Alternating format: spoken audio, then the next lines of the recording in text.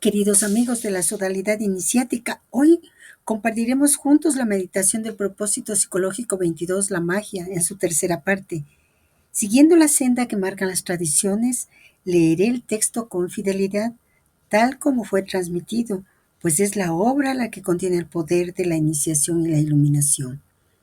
Después añadiré algunos datos y reflexiones que mi alma ha captado y que han vibrado en mí. No son enseñanzas. La enseñanza solo está en la obra, en el texto del propósito. Lo que añado solo son comentarios, huellas personales de este camino que pueden o no resonar con cada uno. La invitación es a que escuchen con el corazón y tomen aquello que en este momento su conciencia y su libertad interior sientan como propio. Nos vemos. Antes de continuar con la lectura del propósito psicológico, digamos nuestras oraciones. Nada para nosotros, Señor, nada para nosotros, que todo sea para la gloria de tu santo nombre. Haz de nosotros seres compasivos. Conviértete a través de nosotros en lo que eternamente has deseado ser, que te muestres a mí en la más bella de las teofanías. Y volvamos al propósito. Es tentadora la idea de colocar aquí un subtítulo en cabeza de capítulo, así como lo hemos hecho ya en otra ocasión, en nuestro libro Misticismo en el siglo XX.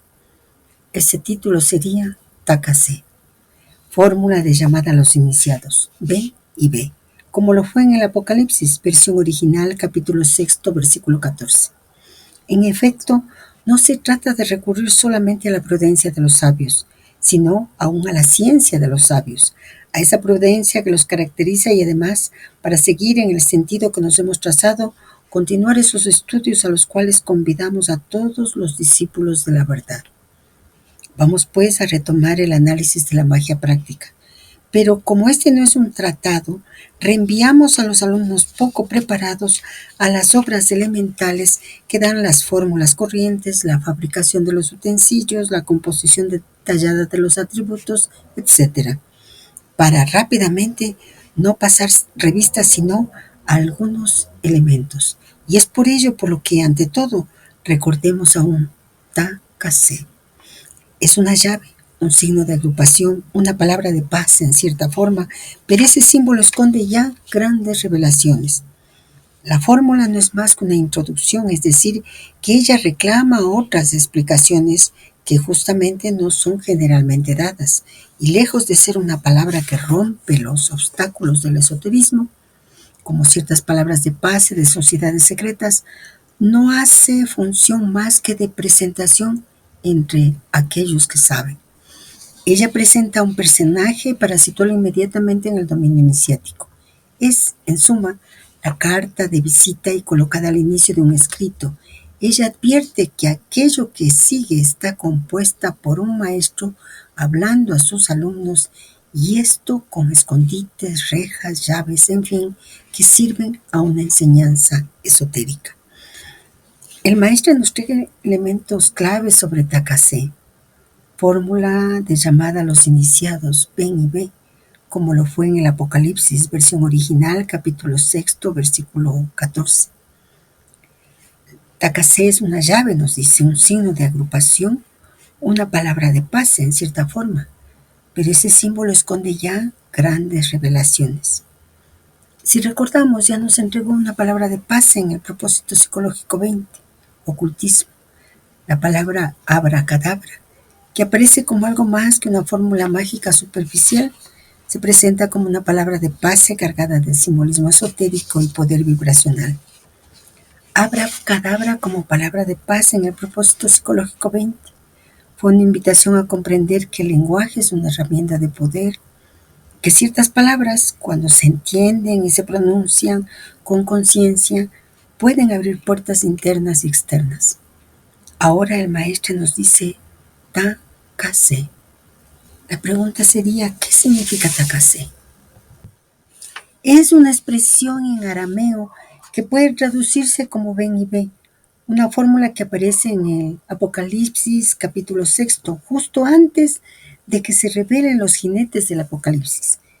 En el contexto iniciático, ven y ve no es solo una invitación física, sino una llamada interior, un despertar de la conciencia para acceder a verdades ocultas. Takase como palabra de pase se presenta como una llave verbal, una fórmula que abre el acceso a niveles más profundos del conocimiento espiritual. Es también un signo de agrupación, lo que implica que quienes conocen y responden a esta llamada forman parte de una comunidad iniciática. Al llamar la palabra de pase en cierta forma, el maestro sugiere que no es una contraseña convencional, sino una vibración simbólica que conecta al iniciado con el misterio. El texto dice que este símbolo esconde ya grandes revelaciones, lo que apunta a la revelación progresiva. Solo quien responde al llamado puede comenzar a ver más allá del velo. La activación del verbo, en muchas tradiciones el acto de pronunciar ciertas palabras con conciencia, puede activar estados superiores de percepción. La conexión con el Apocalipsis, al vincularlo con el texto bíblico, se sugiere que Takase es una fórmula que precede a la revelación de grandes verdades, como los jinetes que representan fuerzas arquetípicas. Este uso de Takase como palabra de paz en el pensamiento del maestre une el misticismo judeocristiano con la estructura iniciática universal. Nos invita a responder el llamado, ven y ve. Es una invitación iniciática a abrir los ojos del alma, a mirar más allá del velo de lo literal y entrar en el misterio. Abracadabra es la llave que activa, es el verbo que crea, la chispa que transforma. Takase es la llamada que despierta, es el umbral que cruzamos para comenzar a ver. Entonces debemos pronunciar Takase como quien responde al llamado. ¿Qué debemos ver? Si la mención del maestro es muy específica, Apocalipsis 6:14, en donde se describe un fenómeno cósmico estremecedor, y el cielo se desvaneció como un pergamino que se enrolla, y toda montaña e isla fueron removidas de su lugar. Este versículo aparece después de la apertura del sexto sello, y marca un punto de inflexión en la narrativa apocalíptica. Entonces, ¿por qué el maestro lo vincula con la fórmula ven y ve y con la palabra de pase Takase? La frase Takase, ven y ve, es una invitación a observar una revelación divina. En textos místicos como el Zohar, esta expresión aparece cuando un maestro llama a su discípulo a contemplar una verdad profunda. El valor guamétrico de Takase, que se escribe Tav, Het, Zain y Yod, ese valor 425 podría simbolizar una llamada a la visión espiritual, un momento de revelación divina, la unión entre lo humano, el que viene, y lo divino que lo muestra. Veamos ese versículo 14 como culminación del proceso. Aunque los jinetes aparecen antes, el versículo 14 representa el clímax de la revelación. El cielo se enrolla, las estructuras se desmoronan y la realidad conocida se transforma. En clave esotérica, esto simboliza el desplome de las ilusiones, el momento en que el iniciado ve más allá del velo. Takase no solo se refiere al momento de ver los jinetes, sino al acto de ver lo que viene después, el desvelamiento del cosmos, el colapso de lo fijo. Así, Apocalipsis 6:14 no habla de los jinetes, pero completa su mensaje. Después de enfrentarlos, el iniciado está listo para ver cómo el cielo mismo se transforma. En resumen, la relación entre Takase y Apocalipsis 6:14 no es literal, sino simbólica y progresiva. El llamado ven y ve inicia el proceso, los jinetes, pero el verdadero ver ocurre cuando el cielo se enrolla, cuando el mundo se revela como transitorio y el alma está lista para recibir una nueva visión. El Apocalipsis se muestra a nuestros ojos como un mapa simbólico del despertar espiritual. Cada uno de los 7 sellos representa una etapa que el alma atraviesa en su camino hacia la iluminación. La invitación del maestro probablemente es caminar por ellos. Hagamos. Jinete del caballo blanco. Lleva un arco y una corona, sale venciendo. Inicio del camino, el alma recibe el llamado. El blanco representa la pureza de intención, pero también la ilusión del ego que cree haber conquistado algo. Jinete del caballo rojo. Se le da poder para quitar la paz y hacer guerra. Confrontación interna. El iniciado enfrenta sus pasiones, conflictos y dualidades. El rojo es la sangre, la lucha interior. Jinete del caballo negro. Lleva una balanza. Hay escasez, discernimiento y juicio. El alma aprende a pesar sus actos, a distinguir lo esencial de lo superficial. La balanza es símbolo de justicia interior. Jinete del caballo pálido. Se llama muerte. Lo sigue el Hades. Desidentificación. El ego comienza a morir. El iniciado comprende que no es su cuerpo ni sus deseos. Esta es una etapa dolorosa, pero liberadora. Almas bajo el altar. Claman justicia, se les da vestidura blanca. Purificación. El alma se reviste de luz. Aquí se honra el sacrificio, se reconoce el dolor como parte del proceso. El silencio que sigue es profundo. Terremoto cósmico. El cielo se enrolla, montañas se mueven. Revelación. La estructura de la realidad se desmorona. El iniciado ve más allá del velo. Es el momento de Takase, de la verdadera visión. Silencio en el cielo. Por media hora antes de las trompetas. Integración. Tras la visión el alma guarda silencio. No hay más lucha, solo contemplación. El iniciado ha cruzado el umbral. Cada sello que hemos vivido es como una puerta iniciática que exige entrega, coraje y desapego. El apocalipsis entonces no es el fin del mundo, sino el fin del mundo interior tal como lo conocíamos. Y el propósito psicológico 22. Cuando el maestre habla de Takase como palabra de pase, está diciendo que ver no es solo mirar con los ojos físicos, es reconocer con el alma, es entrar en la magia verdadera, la que transforma la conciencia. Es necesario para nosotros escuchar a nuestro amigo de la sodalidad iniciática, Víctor Madrid. Él, en una de sus meditaciones, nos decía que el maestro realizó 6 llamadas. Para nuestro amigo, en los grandes mensajes encontramos las primeras 4 llamadas, ligadas a la era de Piscis, y el primer movimiento, igual que en el Apocalipsis de Juan, 4 llamadas. 1947, la llamada empieza por primera vez con la apertura de los sellos del Apocalipsis.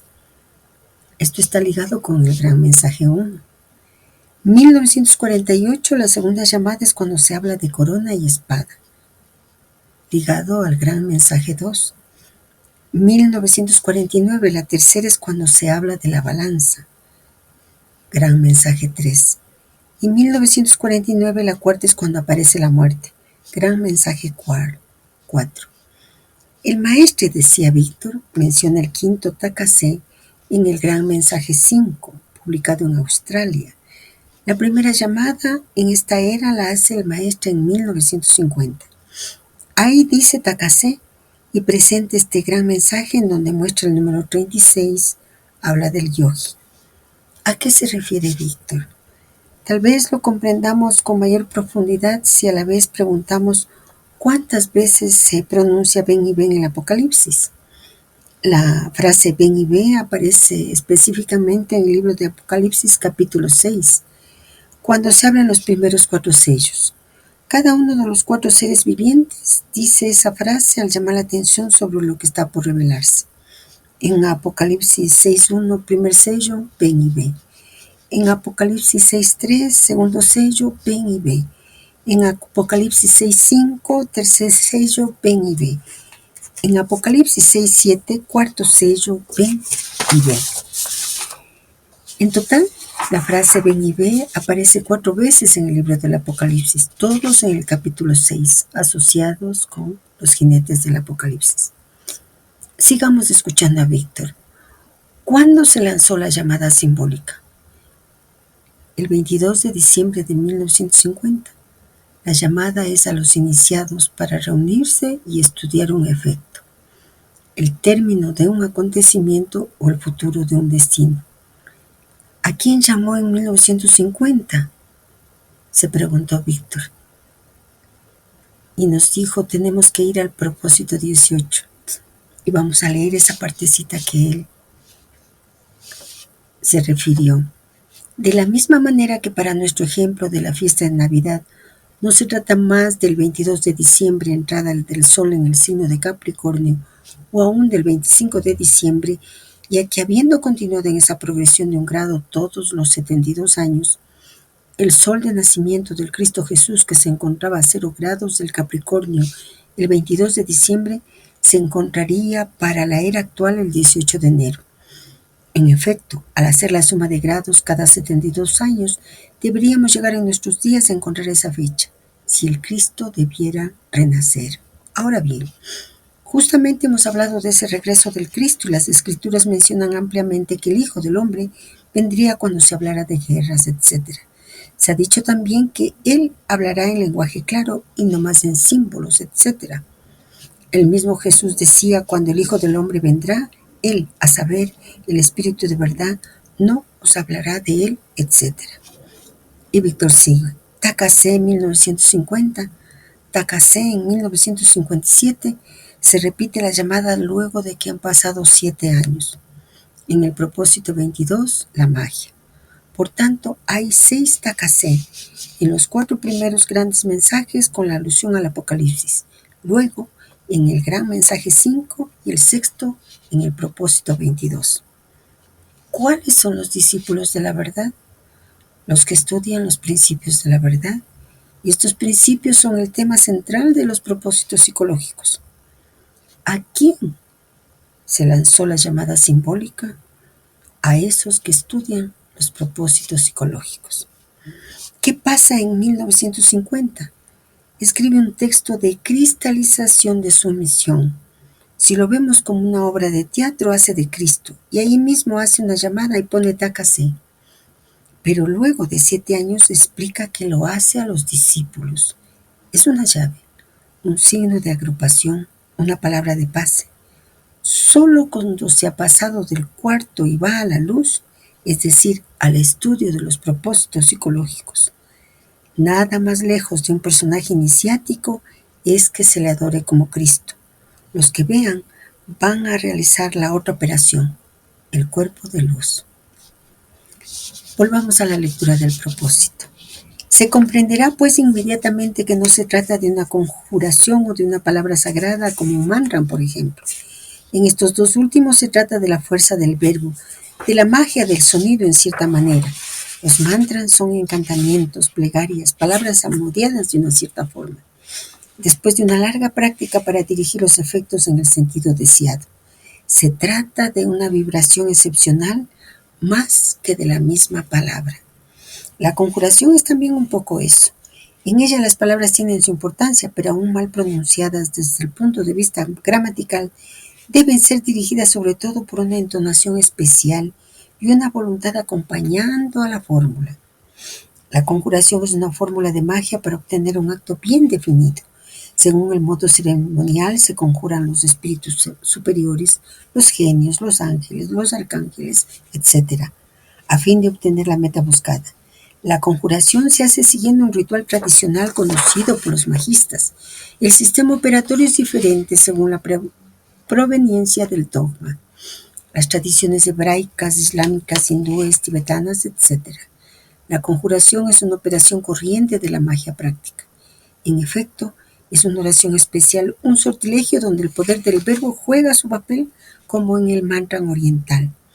Un ejemplo de conjuración para atraer el amor de una persona sobre otra. Yo te conjuro tal de parte del Todopoderoso para ir a encontrar a una tal y que posea su corazón y su espíritu a fin de que ella no pueda amar nada más que a él. Este pasaje es muy revelador porque el maestro hace una distinción fina entre 3 modalidades del verbo sagrado. Takase no es ni mantra ni conjuración, es señal, umbral, clave de acceso que avisa al discípulo de que entramos en enseñanza iniciática. Funciona más como un símbolo de reconocimiento que como un instrumento operativo. Por lo tanto, Takase no es mantra, Takase no es una conjuración. La clave para que nosotros nos grabemos con más facilidad y podamos entender la diferencia sería mantra, vibración universal, abre, armoniza, eleva, Conjuración, fórmula puntual, atrae, ordena, precisa. Takase, contraseña iniciática. Avisa. De aquí en adelante, esto es enseñanza velada para los que saben. El maestro aclara que no todo lo que parece mágico funciona igual. Takase es una clave de acceso, que no abre de inmediato, sino que anuncia que hay llaves escondidas dentro de la enseñanza que está reservada a aquellos que saben. Nos dice que debemos avanzar con método, intuición y prudencia, porque lo que sigue no se entrega en bruto, sino entre velos. Cuando encontramos esta fórmula, debemos recordar que un maestro está hablando a sus alumnos. Por tanto, debemos ponernos en estado de recogimiento, sabiendo que lo que sigue es de enseñanza iniciática, para lo cual no basta la mente lógica. Es necesario abrir la visión intuitiva, el ojo interno.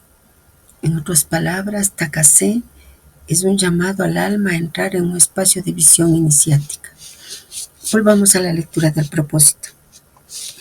Como lo hemos dicho ya, la magia ha sido tenida durante el curso de los siglos por las religiones que le han dado naturalmente fórmulas, oraciones, etc.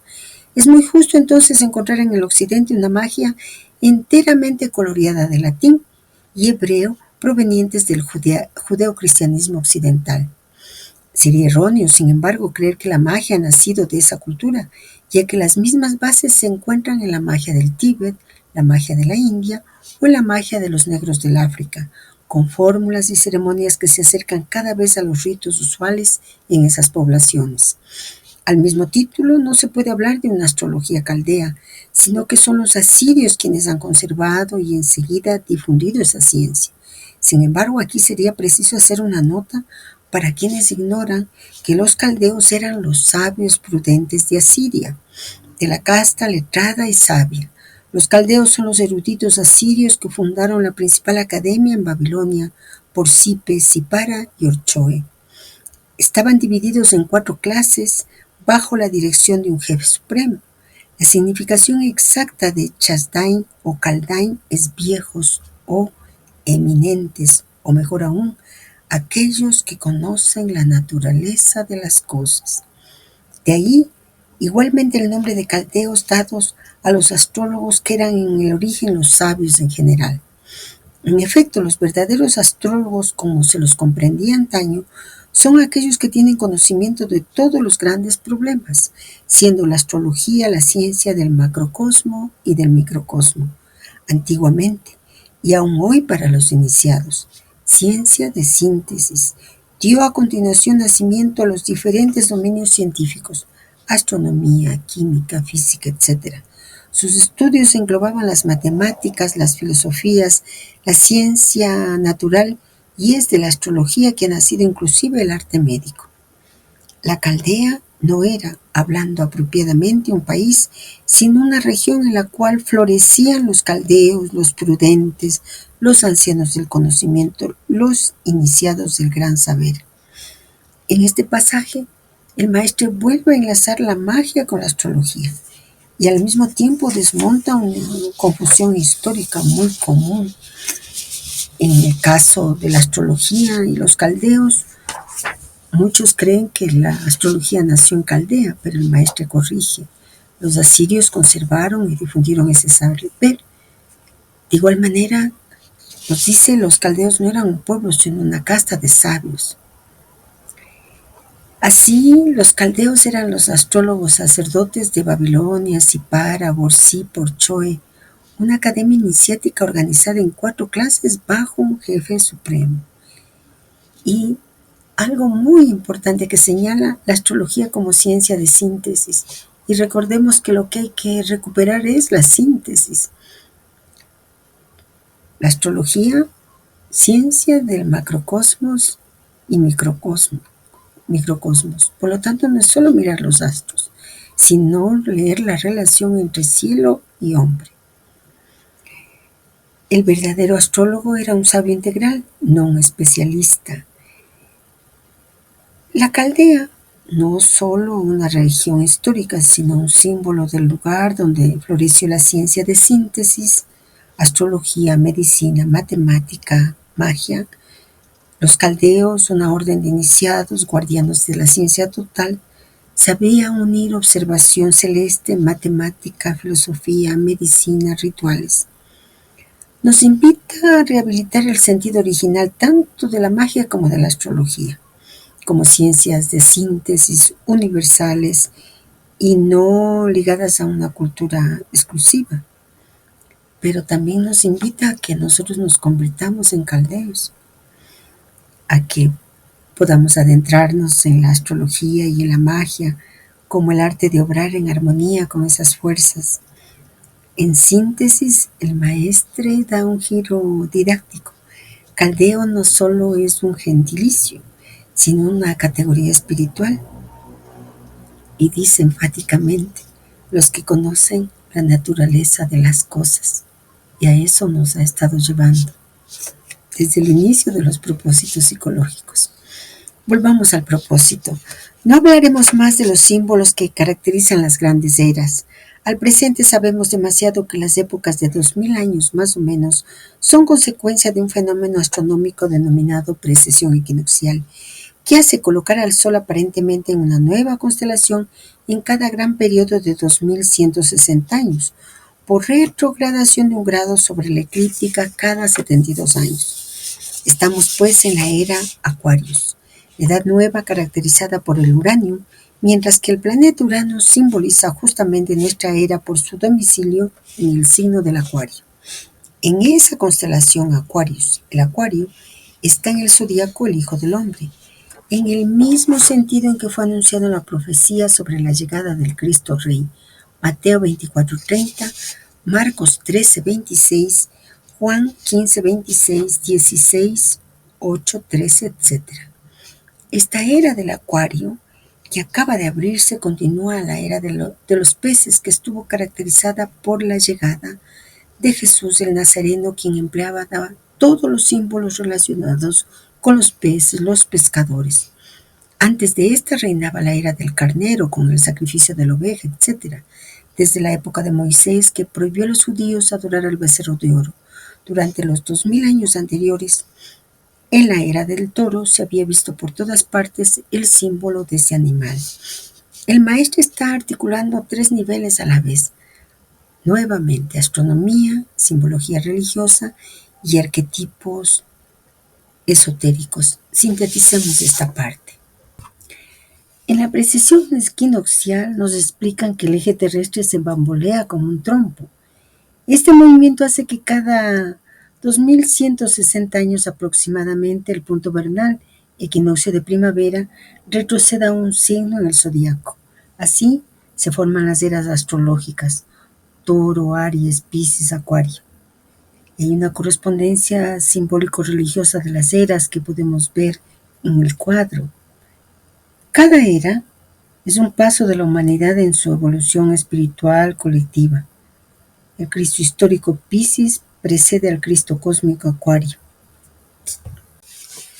De igual manera, este vínculo que hace el maestro entre Urano no es casual. Urano, planeta regente de Acuario, asociado a cambios bruscos, revoluciones y conciencia colectiva. Y Uranio, el metal que inauguró la era nuclear, una energía que puede ser destructiva o liberadora, símbolo del poder latente en lo micro y lo macro. Lo hermoso es cómo el maestro entreteje ciencia y revelación, la astronomía de la precisión, la historia religiosa y la alquimia de los símbolos. Nos habla del Hijo del Hombre, que nosotros hemos meditado ya muchas veces. Sin embargo, podemos recordar que en términos simbólicos, en términos esotéricos, el Hijo del Hombre no significa simplemente humano, sino la semilla de lo divino dentro de lo humano. Es el puente entre lo terrestre y lo celestial. Una expresión muy parecida aparece en el sufismo, que la hemos escuchado, que lo estudiaremos con mayor profundidad en los propósitos del Islam. El Insan al-Kamil, el hombre perfecto, que encarna los nombres divinos en sí mismo. Entonces, cuando el maestro vincula al Hijo del Hombre con Acuario, está sugiriendo que la nueva era trae la maduración de la humanidad hacia ese modelo crístico universal. No un solo Cristo histórico, sino el despertar del Cristo interior en la colectividad. Y por eso tal vez el maestro habla de iluminación colectiva. Volvamos al propósito. Los egipcios consagraban al buey apis al sol y a la luna, aunque era más especialmente el símbolo del ojo de la noche, la luna, a causa de sus cuernos que forman una creciente y también por su color negro y blanco que caracterizaba bien al astro de la noche, que siempre tiene una parte plena y otra tenebrosa. La marca blanca sobre el cuerpo del animal negro era en forma de creciente y había sido concebido, se decía, por el rayo. Ese toro llevaba sobre la lengua un escarabajo consagrado al sol, que simboliza la inteligencia iniciática. El buey era el animal más útil para el hombre, que lo veneraba tanto como a la vaca en la India. Sagrada en ese mismo sentido, pero en realidad es sobre todo la efigie como símbolo esotérico lo que contaba. Dicho de otra manera, no se hacía ningún daño a ese animal en particular en vista de su utilidad y su ayuda preciosa para el hombre, pero es sobre todo en el emblema que es preciso buscar las razones profundas de la devoción que se le acuerda. El buey apis, particularmente festejado en Bubaste, lugar de una escuela de misterios muy célebre, era mantenido durante 4 años. Se lo ubicaba en el templo de Vulcano y a continuación era ahogado en la fuente de los sacerdotes. Solo que ese método deja sobreentender muchas cosas, los 4 años muy simbólicos en el esoterismo. Vulcano es el nombre dado al horno de los filósofos, lo cual deja suponer que se hace alusión, una vez más, a la alquimia. Se habría podido quemarlo, pero era ahogado, lo cual hace intervenir al elemento agua. Su nutrición en el templo es muy bien el elemento sólido, la tierra, y el nombre Vulcano es el elemento fuego. En fin, los sacerdotes recogían el espíritu, elemento aire, que se despejaba enseguida de las aguas de la fuente. ¿Acaso no dice Jesús a Nicodemo? Yo te digo, si un hombre no nace de agua y de espíritu. Juan 3:5. Más adelante agrega aún versículos 6 y 7. Aquello que ha nacido de la carne es carne, y aquello que ha nacido del espíritu es espíritu. No te sorprendas de lo que te digo, es preciso que nazcáis de nuevo. La carne está hecha ante todo de tierra y de fuego, es decir, de sustancia y de calor. El agua y el espíritu son los elementos tradicionales.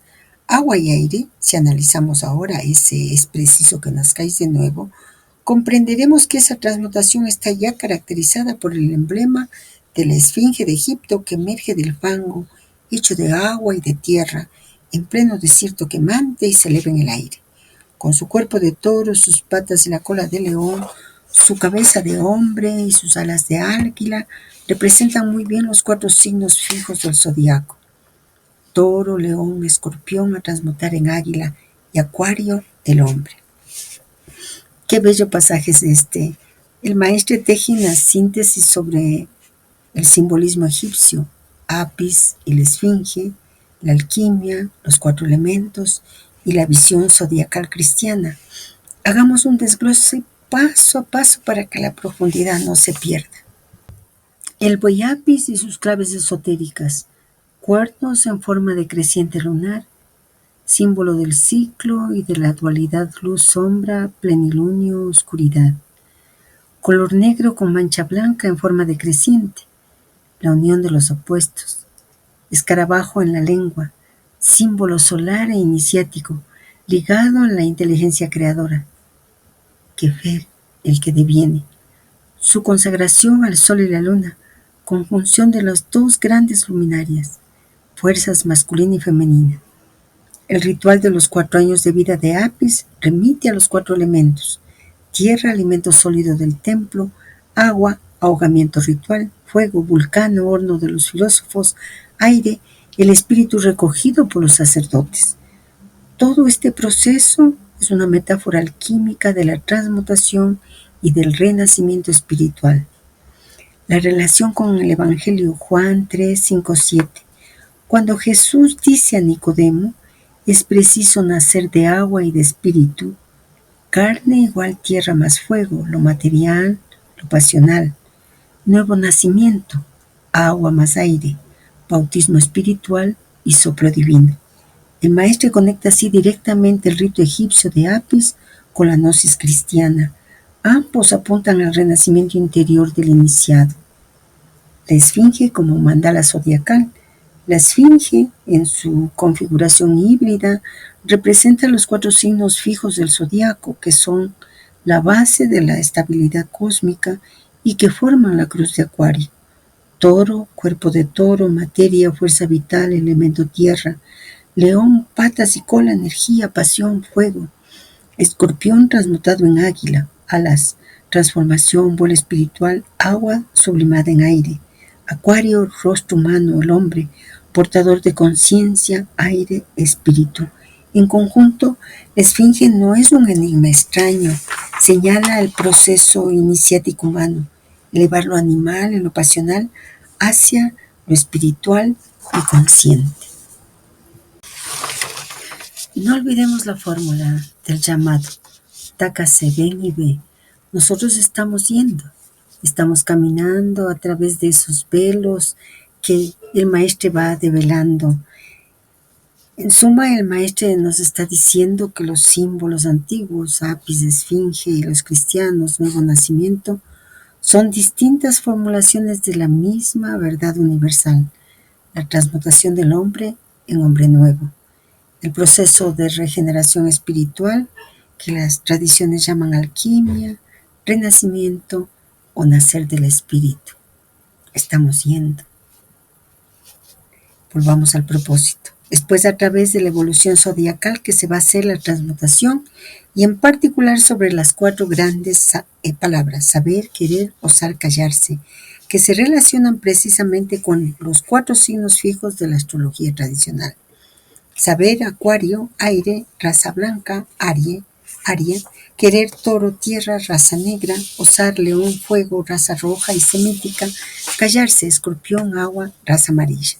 Ese cuaternario se destaca por todas partes y puede encontrar sus diversas aplicaciones en los dominios más variados.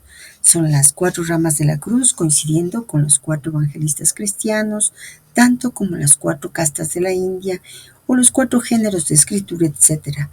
Todos esos son problemas sobre los cuales hemos insistido suficientemente. El acuario, el hombre, es ser gracias a la inteligencia. El león es vencer por la lucha. El toro es crear con la ayuda del trabajo. El águila, signo doble del escorpión, es regir con la psicología. Notemos todavía que la Iglesia Católica ha conservado un buen número de símbolos y aún de atributos de la iniciación tradicional. Así, además de las 4 crucecitas en cada rincón del altar, la misa ha preservado todos los elementos de la magia. Los 4 elementos están perfectamente caracterizados con la ayuda de reliquias, osamentas sólidas en la cavidad central del altar, simbolizando la tierra, las fumigaciones del incienso para simbolizar el aire, los cirios caracterizando el fuego y el elemento líquido que juega un gran papel. El maestre vuelve a enlazar la magia, la astrología, el evangelio y la tradición universal en un solo tejido, haciéndonos profundizar en la ley de correspondencias. Los 4 axiomas iniciáticos nos recuerda la fórmula fundamental de la magia repetida desde Eliphas Levi y otros sabios: saber, querer, osar, callar. Estos 4 principios son como las llaves de la obra interior y se corresponden con los signos fijos del zodiaco, que representan estabilidad, poder de concreción y fuerzas primordiales.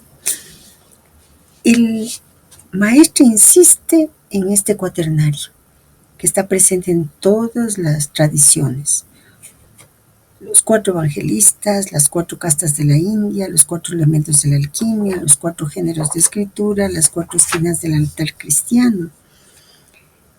Es como si nos dijera: mira, discípulo, los símbolos no son exclusivos de una cultura, son los mismos dones de la humanidad que se repiten bajo distintas formas.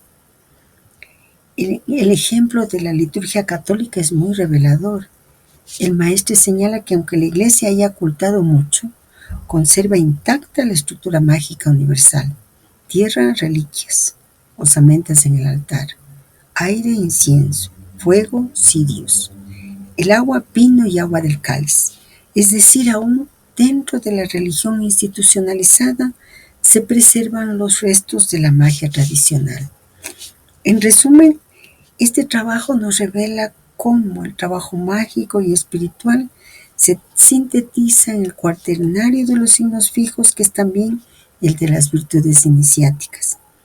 Él nos dice, es pues a través de la evolución zodiacal que se va a hacer la transmutación. La pregunta sería, ¿cómo se hace la transmutación a través de la evolución zodiacal? Cuando el maestro dice que la transmutación se realiza a través de la evolución zodiacal, lo que está señalando es que el alma humana en su peregrinaje cósmico atraviesa las fuerzas de los signos y de sus arquetipos. Preparemos un esquema sencillo que muestre cómo cada elemento alquímico se relaciona con los signos fijos del zodiaco, los mismos que señalaba el maestro siempre: saber, querer, osar, callar. Pero en este esquema utilicemos, en lugar de razas, la expresión ciclos de humanidad, que refleja mejor la intención esotérica del maestro y evita prejuicios. Cada era zodiacal, Tauro, Aries, Piscis, Acuario, etc., aporta un tono espiritual colectivo y marca una etapa de maduración de la humanidad. En lo individual, el paso por los 12 signos en la rueda del zodiaco simboliza un camino iniciático, en el cual el alma va integrando las cualidades de cada signo, pasando de lo instintivo a lo consciente. La transmutación se da cuando al comienzo actúa como fuerza astral, condicionante, impulso, karma, repetición. Se convierte en virtud espiritual interiorizada, libertad, sabiduría, compasión. En otras palabras, la evolución zodiacal es un laboratorio alquímico cósmico, y la transmutación ocurre cuando aprendemos a elevar las energías zodiacales desde el plano material a la espiritual. Los 4 elementos de la alquimia, que son los fundamentos tradicionales de la filosofía hermética y alquímica, se corresponden con los 4 elementos clásicos: fuego, energía, impulso vital, transformación; aire, pensamiento, palabra, movimiento sutil; agua, emociones, purificación, receptividad; tierra, cuerpo, materia, cristalización. Estas 4 no son sustancias químicas en el sentido moderno, sino principios metafísicos y energéticos que se manifiestan en todos los planos: físico, psíquico y espiritual. En alquimia espiritual, el trabajo con los 4 elementos consiste en equilibrarlos y sublimarlos.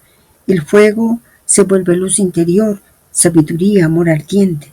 El aire se vuelve espíritu consciente, palabra creadora, inteligencia iluminada. El agua se vuelve pureza y compasión, capacidad de reflejar lo divino.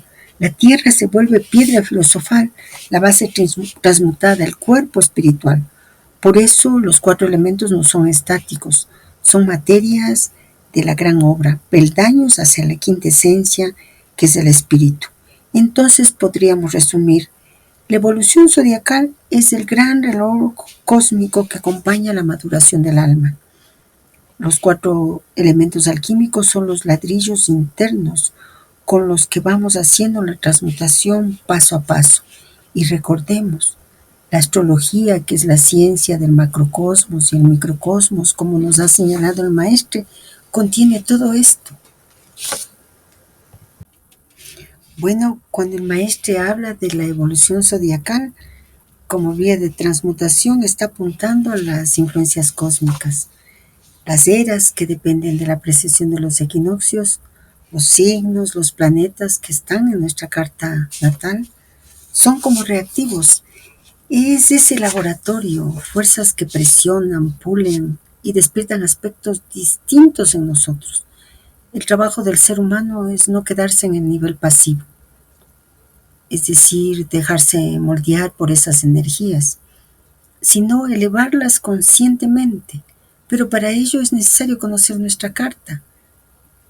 convertir el instinto en intuición, la pasión en amor, la materia en espíritu. Pero ¿cómo? El maestro lo está diciendo a través de lo que él está llamando evolución zodiacal. Nosotros hemos logrado comprender que el cosmos es un laboratorio, pero necesitamos comprender también que nosotros somos a la vez materia y aprendices de alquimistas. Y el fin último es acercarnos al ser con mayúscula, hasta reconocernos como parte inseparable de él. Continuemos con la lectura del propósito. A ese respecto debo citar de nuevo el diario El Voto y al canónigo Costamagna por un artículo titulado Propósitos del agua bendita, en el cual se puede leer: no hay ninguna duda de que muchos cristianos, aún practicantes, ignoran la significación de muchos de los gestos litúrgicos que les son tan familiares. Cuando entramos en una iglesia, casi maquinalmente dirigimos nuestros dedos hacia la pila de agua bendita. Ahora bien, en el fondo de nuestro corazón, ¿qué representa esa primera purificación a la misma puerta del templo? El agua bendita es agua mezclada con sal que cada domingo el sacerdote bendice en la sacristía. Ella es diversamente utilizada primeramente para la aspersión a los fieles con el fin de recordarles la pureza de conciencia que deben tener. Después, en numerosas bendiciones, las del pan, la de las cenizas, de las ramas, de las tumbas, de los niños, de los moribundos y de los difuntos.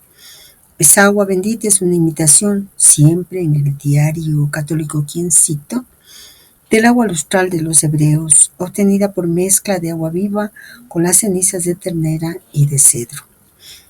Más adelante el artículo estipula aún: todos esos detalles subrayan el valor simbólico del agua, cuya naturaleza ha sido siempre, en el curso de los tiempos, significadora de purificación, no solamente del cuerpo, sino también del alma.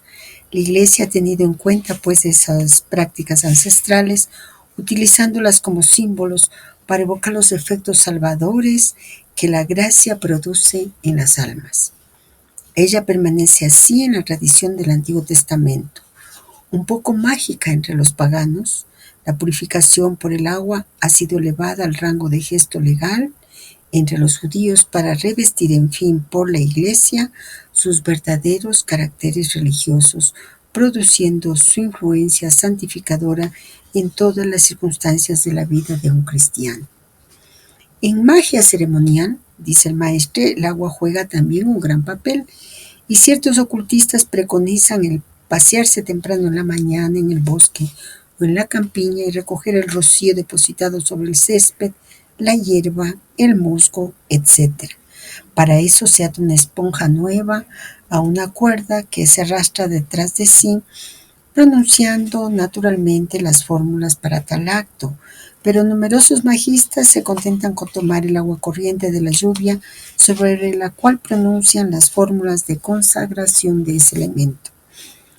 El maestre y el canónigo Costamagna nos muestran cómo un gesto aparentemente sencillo, mojarse con agua bendita al entrar en la iglesia, encierra capas de tradición y simbolismo que van desde el judaísmo, el paganismo, hasta la magia ceremonial.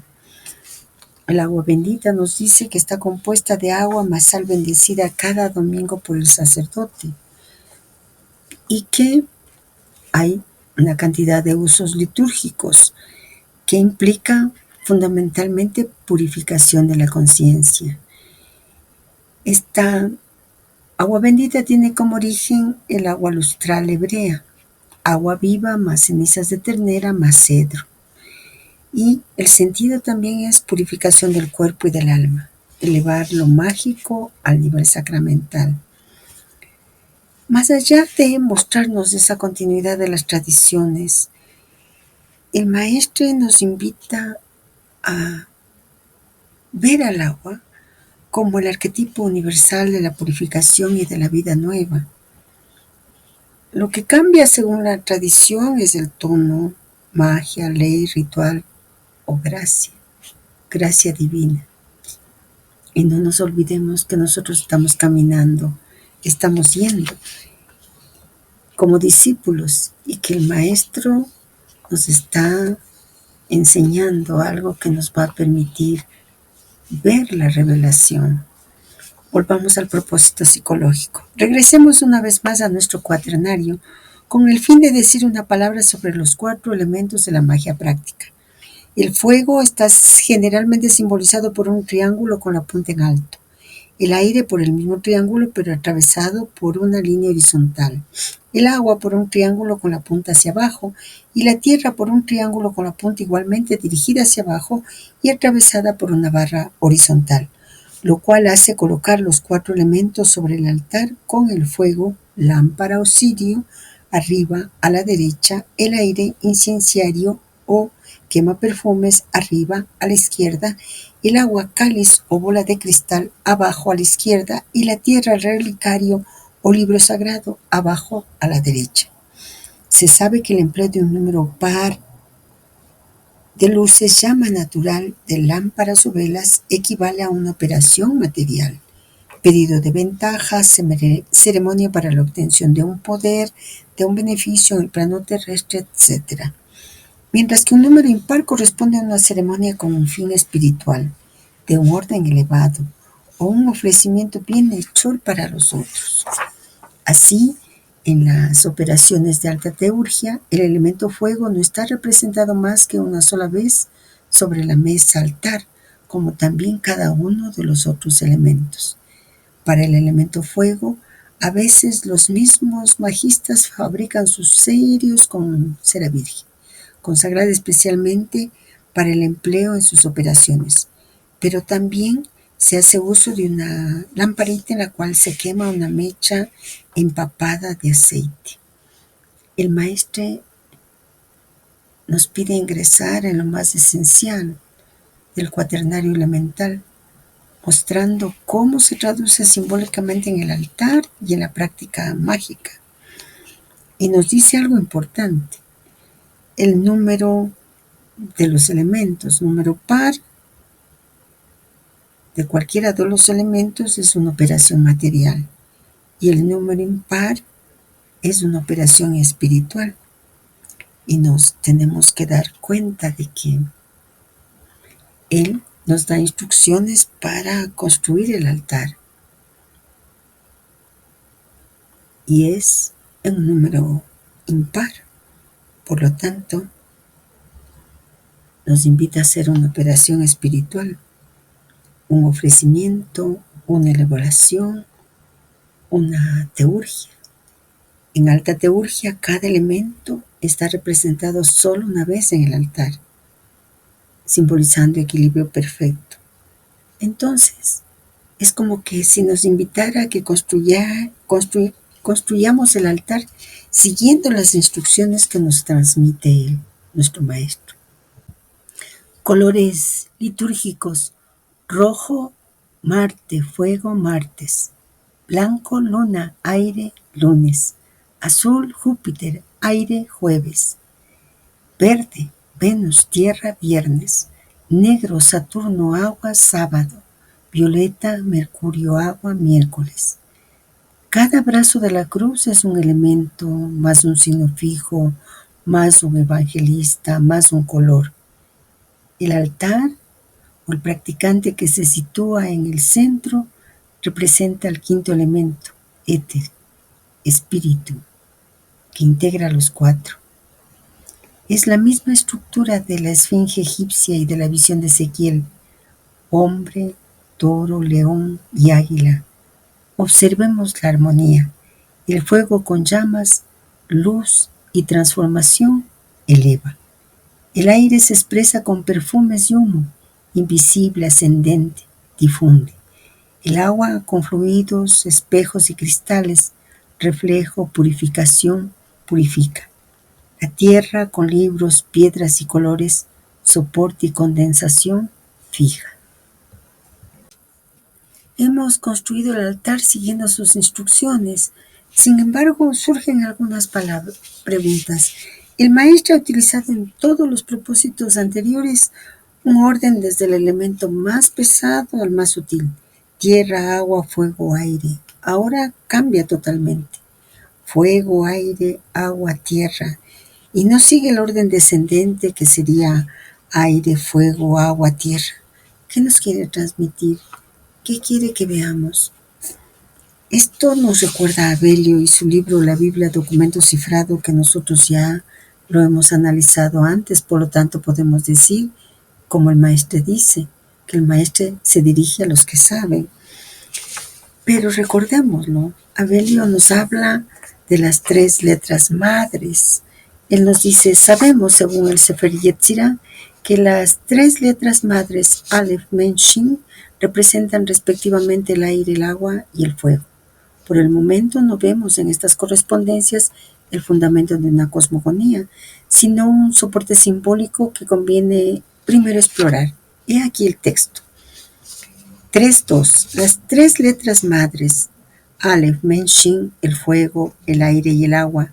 El origen del cielo es el fuego. El origen de la atmósfera es el aire.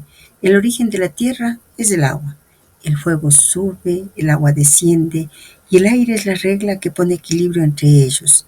El Men es grave, el Shin es agudo, el Aleph es el intermediario entre ellos.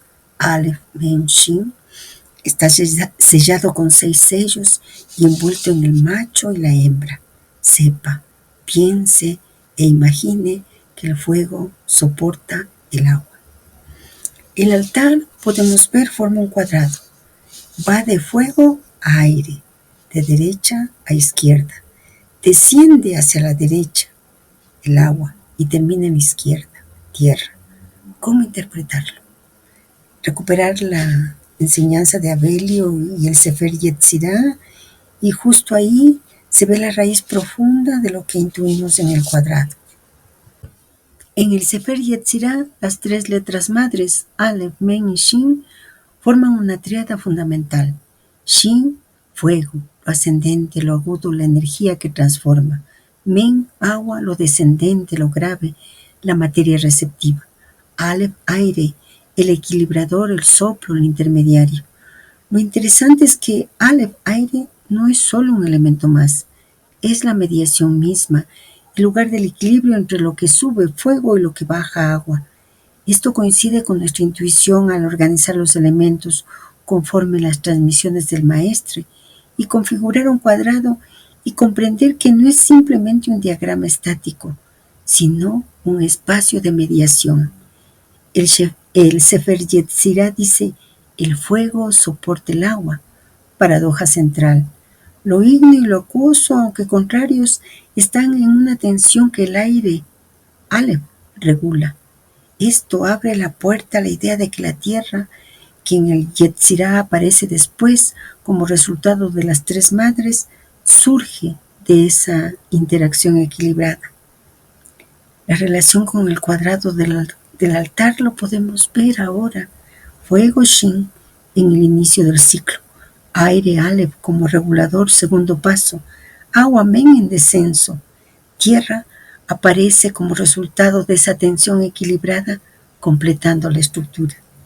Es decir, nuestro cuadrado se parece mucho al movimiento del Yetzirah. Tres principios dinámicos, fuego, aire, agua, que engendran un cuarto, tierra.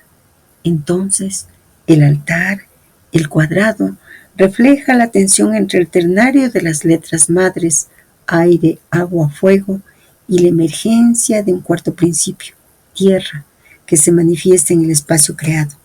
Podemos decir entonces que tenemos la cruz hermética, los cuatro elementos, que es un símbolo de equilibrio ya manifestado. El Sefer Yetzirah y Abelio muestran el movimiento previo, la génesis en 3 pasos que engendra el cuarto. ¿Por qué estamos viendo una cruz en nuestro altar y la llamamos cruz hermética? Porque reúne en una sola figura los 4 elementos, los 4 signos fijos del zodiaco, los 4 evangelistas y la dinámica de equilibrio universal: transformar, difundir, purificar, fijar, que son las etapas de la alquimia. En resumen, esta cruz es una guía cósmica, un instrumento de transformación y una llave para comprender al universo y a nosotros mismos. En la cruz compuesta de los 4 elementos, el centro representa un quinto elemento, el ser, la conciencia o el espíritu. Este centro es el pivote simbólico sobre el cual giran y actúan e interactúan los 4 elementos. Es el punto de equilibrio. Sin él, los elementos estarían en conflicto o desorden. El centro los armoniza. Es el observador interno. Representa la conciencia que no se identifica con ningún elemento, pero los comprende. Y al comprenderlos, los unifica. Según enseñanzas gnósticas y esotéricas, este centro es el ser esencial, un núcleo espiritual que debe despertar para que el ser humano logre su plenitud. Estamos viendo, ¿verdad? Lo hermoso es que el altar se convierte en un microcosmos. El centro invisible de esa cruz es el quinto elemento, éter o espíritu, que une y trasciende a los 4. Y bueno, pues tal vez lo adecuado es volver al propósito. El elemento aire pide una observación muy estricta, mientras que la Iglesia Católica se contenta con la fumigación del incienso. La magia recomienda un perfume especial para cada día de la semana y algunas mezclas bien definidas para ciertas operaciones. Así, el incienso corresponde al sol, es decir, al domingo. Existen 2 clases, el macho proveniente de la India y el incienso llamado hembra que viene de África. El macho es semitransparente y la hembra amarillenta y en grano. La mirra corresponde a las operaciones lunares, que están caracterizadas sobre todo por el lunes. Es una sustancia amarga y resinosa proveniente de Arabia y Abisinia. El galvano, que caracteriza las ceremonias influidas por Marte, planeta que simboliza el martes, es una goma resina de una umbelífera de Persia y se presenta en lágrimas de color rojizo oscuro de un fuerte olor. El benjuí de Sumatra, de olor fino, corresponde a Mercurio y es pues del miércoles. El benjuí de Siam a Júpiter y por ello el jueves es menos colorado que el primero y más fino. Se encuentra también el Styrax, benjuí de las Indias occidentales. El sándalo corresponde a Venus, es pues para el viernes. Es una planta de la India. Existe el rojo desprovisto de olor, pero es mejor el blanco. También se utiliza el sándalo, madera, pulverizado al que se hará absorber la esencia de sándalo. En fin, el estorax para el sábado, día de Saturno, aquel en lágrimas es mejor que aquel en pan y proviene del estorax oficinal, líquido ámbar oriental de Siria. El maestre nos muestra cómo el aire, espíritu, Aleph, soplo intermediario, es un vehículo de correspondencias, perfumes, días, planetas, incluso geografías sagradas de donde provienen las resinas. Es como si en cada humo estuviera la memoria del cosmos condensada. Observemos la maravilla. Los perfumes son el lenguaje invisible del aire. Cada humo lleva la vibración de su astro regente, creando un puente entre el altar y el cielo. Así, el incienso de la misa cristiana es un residuo de la ciencia antigua de correspondencias mágicas. El maestre sigue realizando ese tejido. De alguna manera la obra es la urdimbre y nosotros somos la trama porque seguimos peregrinando atentos. Él nos dice, el elemento tierra está representado en magia ceremonial por el relicario, que puede ser libro de ritual, objetos sagrados, mandala, yentram, o toda otra base como la Biblia, las obras santas, etc. Tanto como un poco de tierra santa o limaduras de plomo que sirven de receptáculo al contrachoque o un talismán compuesto especialmente según las operaciones en curso. Hemos visto ya la explicación en lo que concierne al elemento agua, que a veces es reemplazado por la luna, un espejo o aún una bola de cristal que hace el oficio simbólico de líquido purificador al mismo tiempo que intermediario de evidencia. Otros accesorios entran también en línea de cuenta como las piedras preciosas, cuyas indicaciones son ya mencionadas en la Biblia como en el Éxodo, que cita el pectoral con sus 4 filas de gemas, 4 veces 3. Son las 12 tribus de Israel y del cual el Apocalipsis cita los detalles con la muralla de la Nueva Jerusalén. Y una pequeña nota, nos hemos detenido largamente en este tema en nuestro propósito psicológico 6.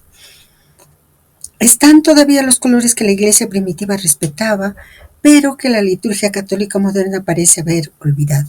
El oro y el amarillo, símbolos del sol, que corresponden al domingo; el blanco, color de la luna, simboliza el lunes; el color rojo de Marte, planeta del martes; el violeta, color de Mercurio, para el miércoles; el azul para Júpiter, astro del jueves; el verde, color de Venus, simbolizando el viernes; y el negro, color de Saturno, caracterizando el sábado.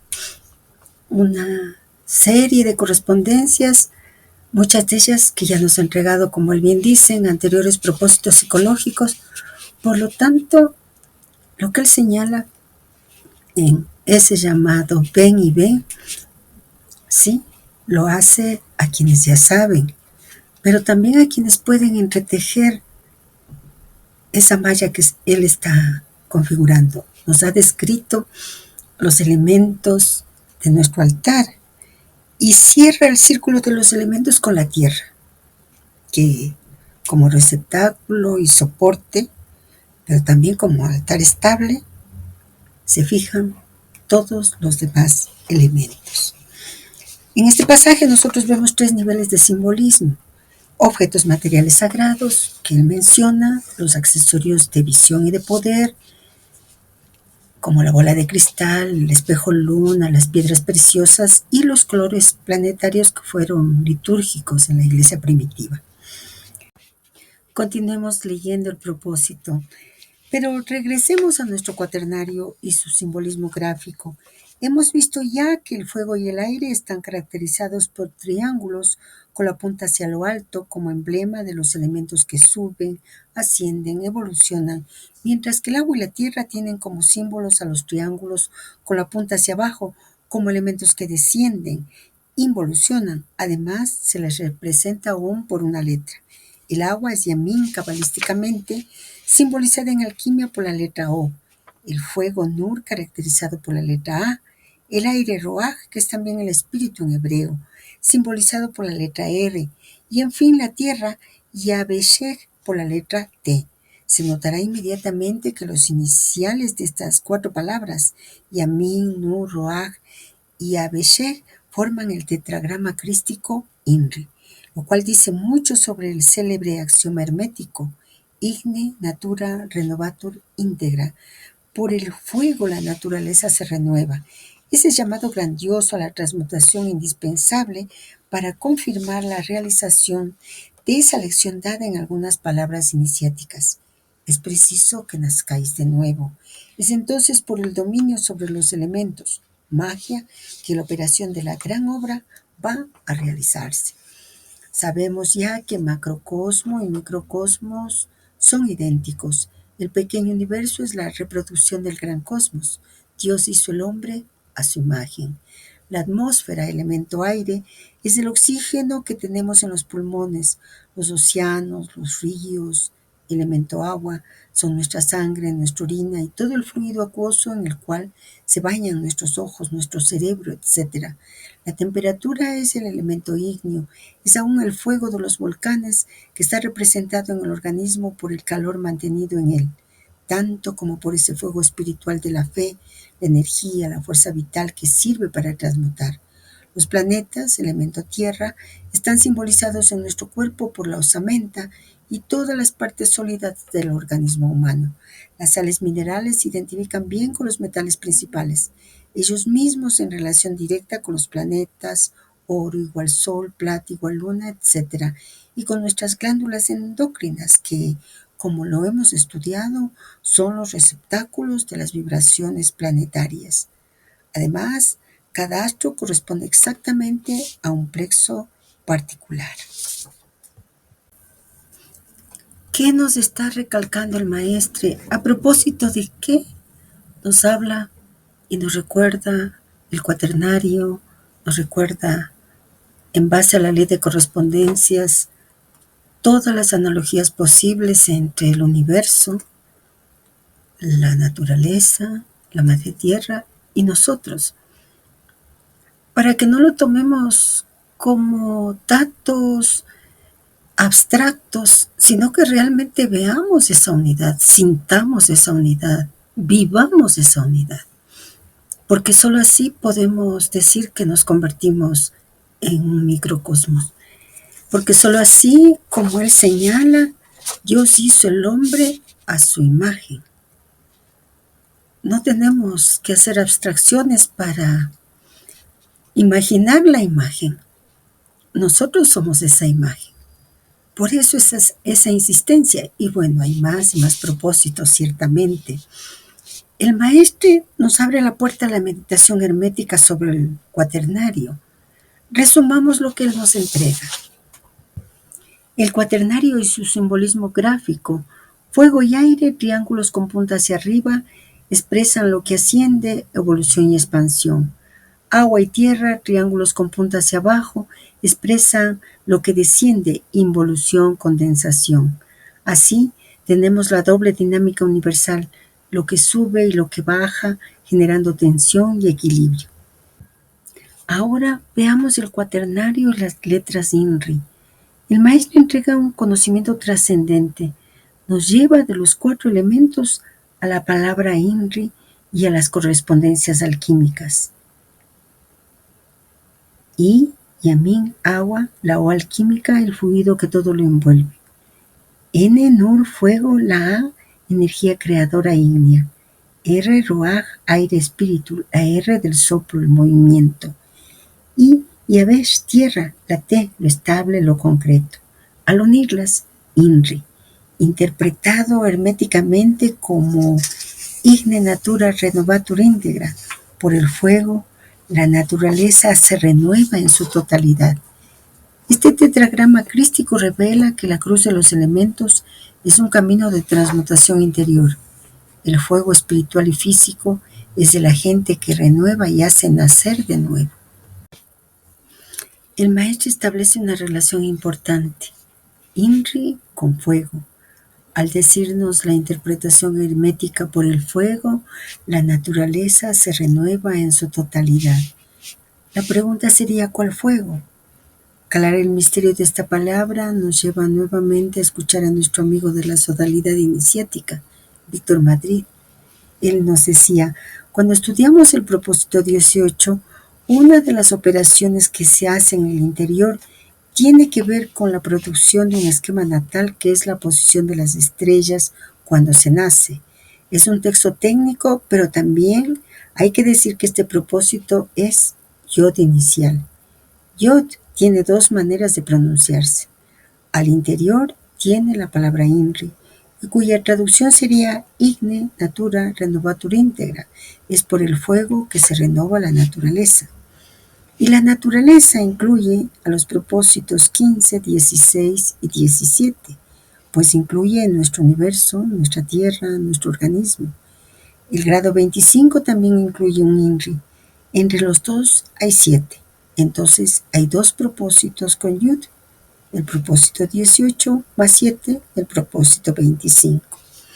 Una clave en la meditación de Víctor es la relación entre el Yod inicial y el Yod final, por sus 2 maneras de pronunciarse, ciertamente, y por su valor esotérico, 18, y su inversión 81, que podemos verlo en el propósito 3. Podemos darnos cuenta de algo muy importante. INRI es la palabra que tiene esos 2 Yod también, al inicio y al final. Víctor nos dice en su meditación, en el gran mensaje 4, cuando analice el axioma saber, querer, osar, callar, es necesario detenernos en lo que señala sobre el osar, que es el fuego. Vayamos al gran mensaje 4. Osar, ofrecer su cuerpo físico, romper con la aparatosa y cotidiana comedia del vulgo para desligarse de estas bajas vibraciones, lo que permitirá entonces el asalto a la más grande gloria del Espíritu. Nos pidió venir y ver. Eso de pasar de una condición a otra es pasar del Yod inicial al Yod final, del primer INRI al otro INRI. ¿Cómo funciona? Todo lo que habla es gozar, nos dijo Víctor. Luego nos remitió al gran mensaje 2. Leamos lo que dice ahí. El 13 es el íntimo del 26, la divina esencia y la divina existencia. Yod He, el yo soy, el radical 13, ig en etrusco, en veda, en sánscrito, etc., se lee aj, vale decir yod, cuyo número ordinario es 10, y gimel, cuyo número ordinario es 3. Dan nacimiento a Ignis, Agni, a Josh. En la inversión Ga y Ki se encuentra en hebreo el esplendor de los céfiros, con la repetición de la corona suprema, los 3 esplendores intelectuales.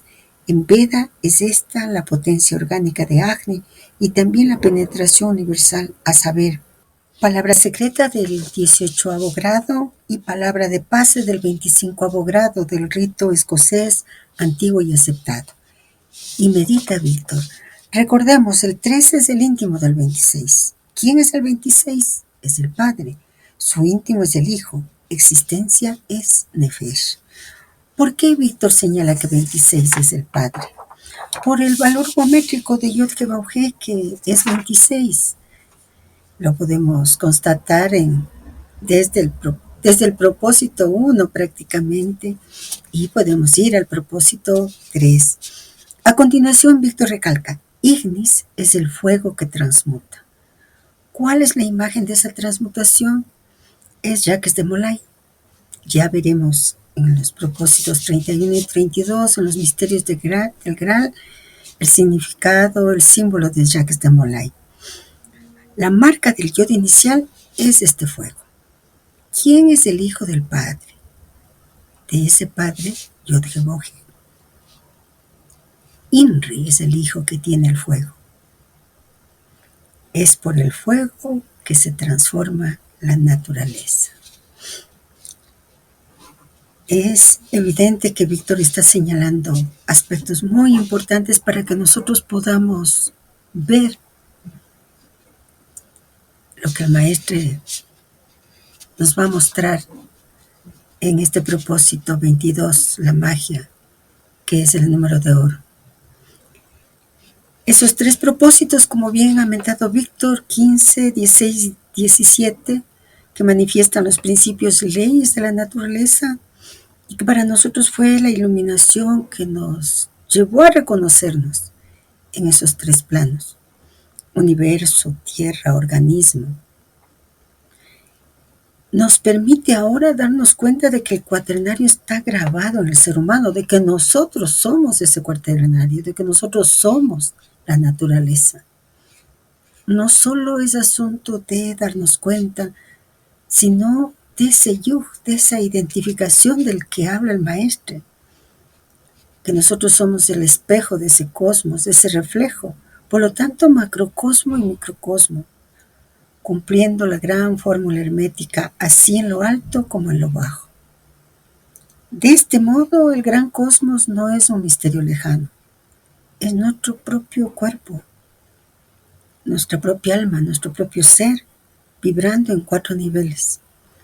Lo que nos parece revelador es cómo aquí se enlaza todo lo que venimos trabajando. El triángulo de las 3 letras madres, Aleph, Ben, Shin, como movimiento generativo. El cuaternario hermético, Inri, como manifestación equilibrada, y el hombre, el ser humano, como microcosmos. Por lo tanto, nosotros somos ese lugar donde se realiza la gran obra. Antes de continuar con la lectura, recordemos que el maestro hace otra analogía importante con Inri. Y como buen cabalista, el maestro permuta el orden de las letras para mostrar lo esencial, como él mismo señala en el propósito 7. Esta partecita es necesario leerla. En realidad, Cristo es un avatar divino, es la extracción, la inversión de la figura de Dios. Ahora podemos comprender más aquello de inversión. ¿Acaso no es espejo? Es lo universal que se refleja en lo individual. En matemáticas, la transformación de un número por la inversión, por ejemplo, de 83 en 38, se dice que es un avatar. Estas permutaciones son costumbre en la ciencia de los números. Y ahora entendemos por qué es costumbre. ¿Por qué esas inversiones? Porque así en lo alto como en lo bajo, pero en lo alto a la derecha, en lo bajo a la izquierda, en lo alto abajo, en lo de abajo arriba, y sucesivamente. Por lo tanto, una inversión. Volvamos con la lectura. Esas permutaciones son costumbre en la ciencia de los números, y gran parte del Sefer Yetzirah está consagrada a la explicación y a la interpretación mágica de esas orientaciones. En aritmética esotérica, los avatares son extracciones de números, y es en este sentido que la tradición de la India habla de avatares, que son las apariciones en épocas regulares de instructores de la humanidad. Entonces, INRI, ligado a los 4 elementos y a las letras con las que vamos a realizar varias permutaciones, el maestre las utiliza para representar los elementos. Provienen de distintas raíces lingüísticas y tradiciones. Veamos una por una. Yamin, agua, proviene del hebreo yamin, que literalmente significa mares u océanos, plural de yam, mar, aunque mayin es la palabra más común para agua. Yamin puede usarse poética o simbólicamente para referirse al agua, especialmente en contextos bíblicos o místicos. Nur, fuego. Esta palabra no es hebrea sino árabe. Nur significa fuego. En algunas transliteraciones se escribe como Nur, aunque Nur en árabe significa luz. El texto está usando Nur en un sentido más amplio, como fuego, luz.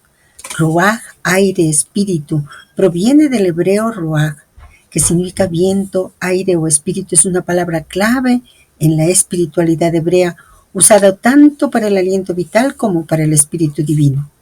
En la Cábala, ruach es uno de los niveles del alma, asociada con la emoción y el movimiento interno. Yabeshek, tierra, parece una transliteración de Yabashak, que significa tierra seca o continente en contraste con el mar. En el relato de la creación, Génesis, Dios separa las aguas y aparece la Yabashak, la tierra firme. Aunque Adamá es la palabra más común para tierra, especialmente como suelo fértil, Yabashak tiene un uso más geográfico o cosmológico. ¿Qué ha hecho el maestre? Ha combinado términos hebreos y árabes y usa transliteraciones que reflejan una tradición mística más amplia, influenciada por la cábala, el sufismo o textos esotéricos antiguos. Es muy común en estudios místicos que se mezclen lenguajes y símbolos para captar dimensiones más profundas de los elementos. Comprendido el trabajo iniciático que el maestro nos plantea, continuemos con la lectura del propósito. Intuyamos la propuesta que él nos trae. Así, el trabajo de perfeccionamiento comienza por la identificación del hombre con la naturaleza. Perdonen que haga un paréntesis, pero esto lo dice desde el propósito 1. Nosotros somos la naturaleza, somos parte de ella, no estamos fuera de ella. El equilibrio a establecer correctamente entre el cuerpo y el cosmos. 25.920 respiraciones en una jornada, como los 25.920 años que tarda una estrella para completar su ronda alrededor del zodiaco. 72 pulsaciones del corazón en un minuto, como los 72 años que tomará el Sol para recorrer un grado en su aparente movimiento de retrogradación sobre la eclíptica, etc. He ahí pues la significación exacta de Yuhu, aquel método de identificación, el sí individual religándose al sí universal, o como dicen los yogis, la fusión del Jivatma en el Paratma. Toda la ciencia yoga reside en esa identificación del hombre con Dios. En fin, el método, el medio, la manera, nos es dado por nuestro cuaternario. Retomemos pues nuestras 4 letras que simbolizan los 4 elementos. La tierra es la T, el agua es la O, El aire es la R y el fuego es la A, hemos dicho. Henos aquí frente a una palabra que encierra toda una enseñanza. Torah.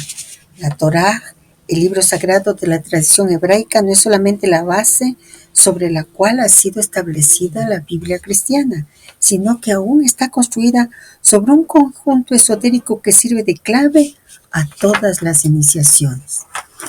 Analicemos ahora estas 4 letras, ya que se pueden hacer evolucionar en rotación directa o en sentido retrógrado, para obtener cada vez otras palabras con valores importantes para las meditaciones y que en conjunto formarán una frase que puede servir de emblema a los investigadores. En el sentido directo, empujando cada vez una letra, tenemos Torah, es la ley de la evolución. Orat es el lenguaje, el verbo, del latín oratio. Rato es la realización, del latín ratus, quien se realiza. Ator, divinidad iniciática egipcia, el orden alquímico Ator, lo cual da el verbo se realiza por la ley de Ator. Dicho de otra manera, el logo se manifiesta por la transmutación alquímica. Cristo en sí, la cristalización del ser. En el sentido retrógrado operamos de la misma manera con las mismas letras. Rota es la rueda del devenir. Otar es escuchar, del griego otarión, pequeña oreja. Taro es la suerte y sus 22 arcanos, las láminas mayores del tarot. Arot es trabajar, del griego aratos, labor, trabajo. Lo que da, vigila atentamente la rueda del destino y trabaja. Es la meditación y la paciencia, es aún la astrología, rueda zodiacal, la lección de la tradición recibida en el silencio, acústico. Era el primer grado en las escuelas de los misterios de Grecia. 3 años de estudio sin derecho a pronunciar una sola palabra, sino a escuchar. La base de todo el monumento iniciático está construida con las 22 letras de los alfabetos sagrados. Todo el esoterismo reposa sobre los 22 arcanos mayores, ya citados en el Salmo 119 de la Biblia, el único que posee 22 capítulos numerados por una letra del alfabeto hebreo en cada párrafo. Esas bases son las llaves que se encuentran por todas partes, como en este 22º libreto de estos propósitos psicológicos. Bueno, clarísimo, ¿verdad? Nos está entregando las llaves. ¿Ven? Llaves para que podamos ver. Bueno, necesitamos completar ese regreso al propósito 7 para poder darnos cuenta de a propósito de qué el maestro realiza estas permutaciones. Leímos los 2 párrafos. A continuación hay otro párrafo que es muy clarificador. Según la doctrina secreta, la llegada del 10º avatar coincide con la aparición del Cristo Rey, el Hijo del Hombre mencionado tan a menudo en los textos bíblicos. Avatara significa bajada y descenso. Se emplea particularmente para expresar el descenso de los seres divinos a la tierra, pero en el concepto de la teología hindú no hay separación, por lo tanto, entre Dios y el ser humano. El mundo celeste está unido al mundo terrenal. Solo las condiciones de forma existen o parecen existir gracias al fenómeno de Maya, el gran espejismo. Como bien señala Víctor, es aquí donde se define lo universal que se refleja en lo individual. Por ahí está la cuestión, nos decía. Si podemos entrar con todos los saberes, empieza la posibilidad real de que lo universal entre en lo individual. Los avatares tienen que ver con sistemas de conocimientos. Así, las conciencias individuales se transmutan en conciencias universales. ¿Cómo ocurre el mecanismo iniciático? Él decía es lo que aparece en el propósito 18, como comunidad iniciática. Vayamos a esa parte del propósito 18.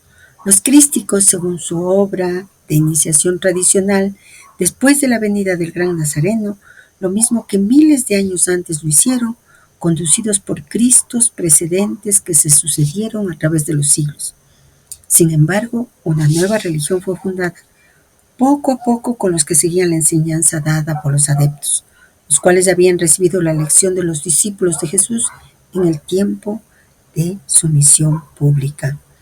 ¿Por qué es importante escuchar a nuestro amigo? Porque el proceso y los mecanismos que está transmitiendo el maestro se refieren a cristalización. Él acaba de decirlo, el mismo maestro acaba de decirlo, y eso tiene relación con este propósito 22 y con nuestro trabajo de transmutación alquímica y con nuestro peregrinaje aceptando y cumpliendo el llamado. Ven y ve. Víctor decía, Cristo en sí, la cristalización del ser, es una experiencia para todo el mundo. En el sistema de Vishuddha existe el centro de crucifixión, pero el asunto es cómo se realiza el verbo a través de los propósitos. Cristo en sí, ya sabemos a qué está aludiendo. Ahora alude a seres concretos, al otro lado de la vida divina, la vida humana.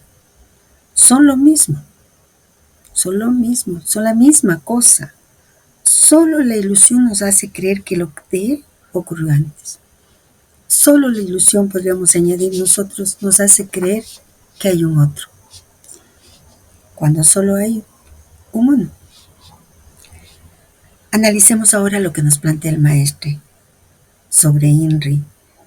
Él nos dice, Inri, el fuego que transmuta la naturaleza.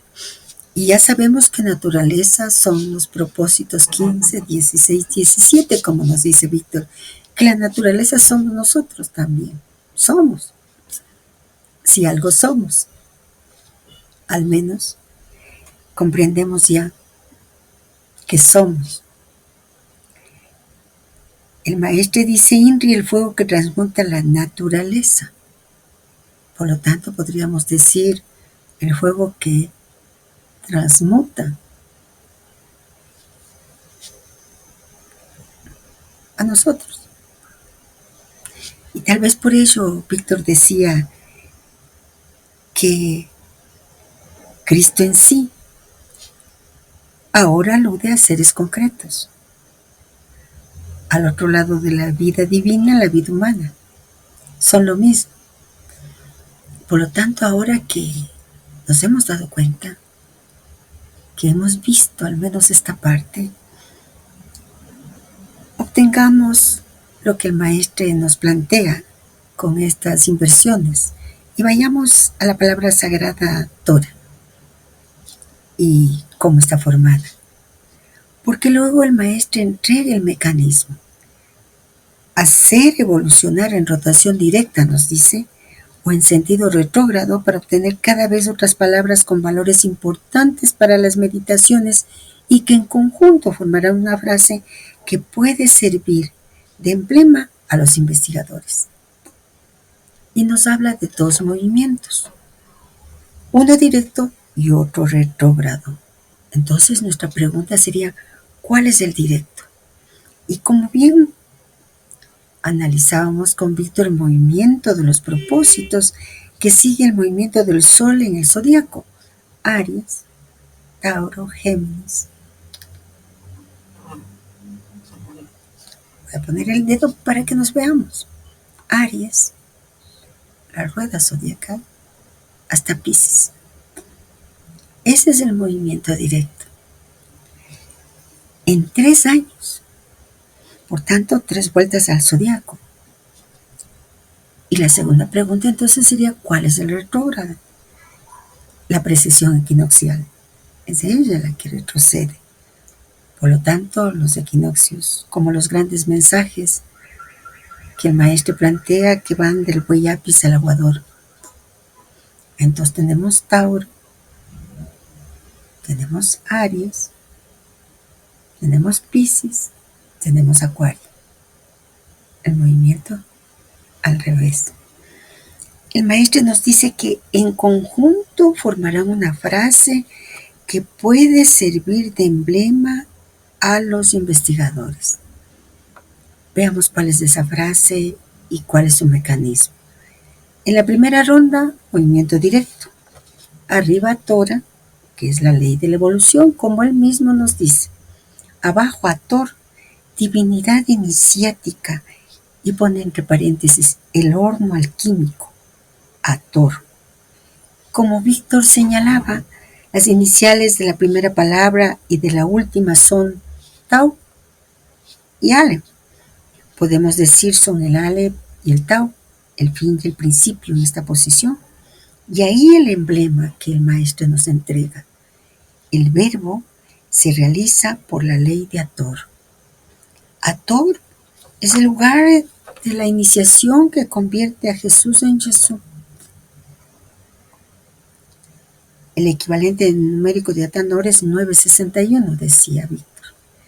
No nos vamos a detener en la numerología por ahora. Lo que sí nos vamos a detener es lo que el maestro nos dice, que Hathor es la divinidad iniciática egipcia. ¿Cómo la podemos encontrar? Pues nos cuentan que Hathor, más comúnmente escrito como Hathor, no solo representa a una diosa egipcia, sino también a un arquetipo universal profundamente ligado a los misterios de la iniciación. Las escuelas del misterio del antiguo Egipto y las corrientes esotéricas posteriores, como el hermetismo, la teosofía o ciertas ramas del ocultismo. Hathor es una deidad mitológica, pero principalmente es una puerta simbólica hacia el despertar interior.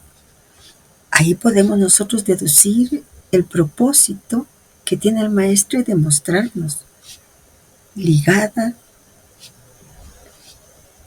esa palabra a Hathor, esta diosa egipcia. Hathor o Hathor representa la energía femenina primordial, la matriz que da origen a la vida y a la conciencia. En el camino iniciático, ella es la que nutre al alma en sus primeras etapas de evolución. Se dice también que acompañaba a los difuntos en su tránsito hacia el más allá, lo que le convierte en una guía espiritual entre los mundos. En términos iniciáticos, que es lo que más nos interesa a nosotros, ese acompañamiento simboliza el paso del ego hacia el despertar del ser superior. Hathor está asociada astrológicamente con el planeta Venus. Por lo tanto, lo vincula con el amor, la belleza y la armonía, pero también con la iniciación, a través del deseo transformado. Ese deseo que se invierte. Vean ustedes todos los mecanismos que nos da el maestro, cómo podemos aplicarlos en nuestra propia meditación.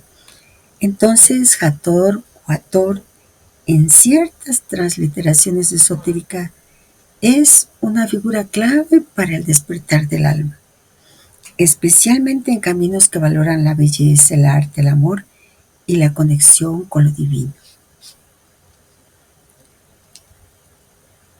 El maestro entonces hace una vinculación que no es cualquier cosa, que tiene un profundo significado con el nombre de la diosa Hathor y con el horno alquímico. Y con todo lo que acabamos de aprender, nosotros vemos que esa vinculación es totalmente apropiada. Y así nos abre una puerta profunda hacia la comprensión esotérica del proceso de transformación interior. Por lo tanto, volvamos a recordar lo que nosotros hemos visto. Atanor, el horno alquímico.